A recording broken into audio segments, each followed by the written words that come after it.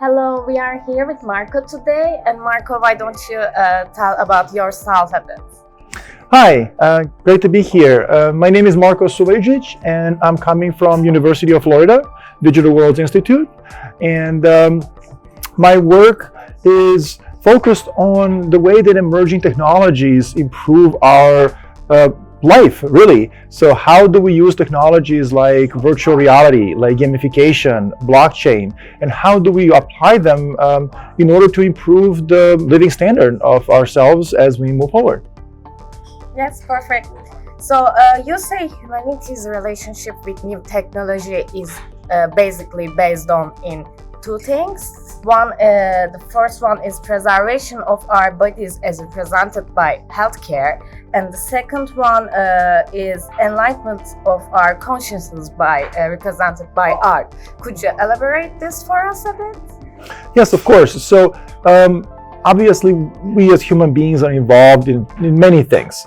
So if we would very much simplify our existence on Earth in a way, we can speak about two very large categories. One is the preservation of our body as we know it.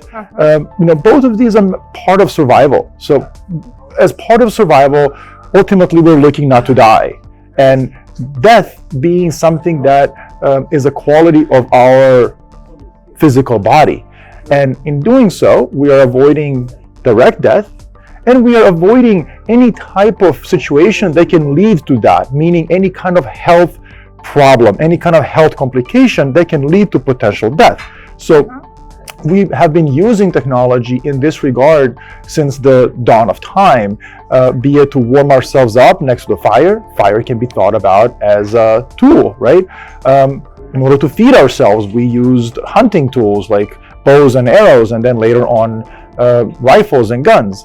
So today, when we are thinking about how do we treat our bodies, we are looking into hospitals that are full of computers, that are full of technology. We are having now things like smart watches that are continuously tracking our heart rates, our sleeping patterns, and giving us suggestions on what should we do in order to optimize our health. Now, wellness or well-being really encompasses two different things. One is the survival and the healthcare of our body. But then once we achieve that step, the question becomes, so what now? What do we do with this healthy body that will be alive for a certain amount of time? And how do we fulfill this life on Earth in a meaningful way? And this is where inspiration and enlightenment comes in.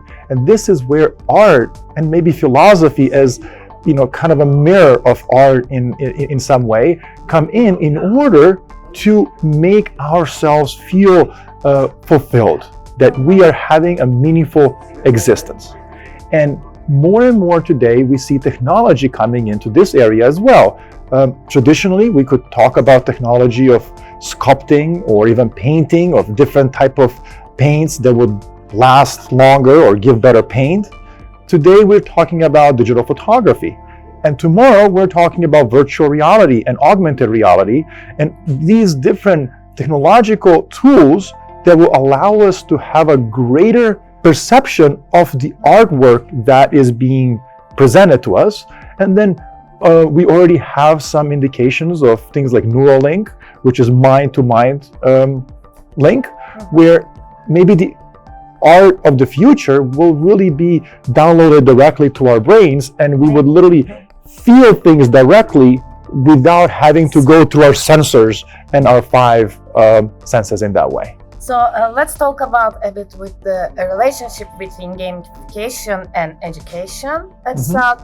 How do you think gamification contributes with education, and what kind of new education models we're gonna see in near future?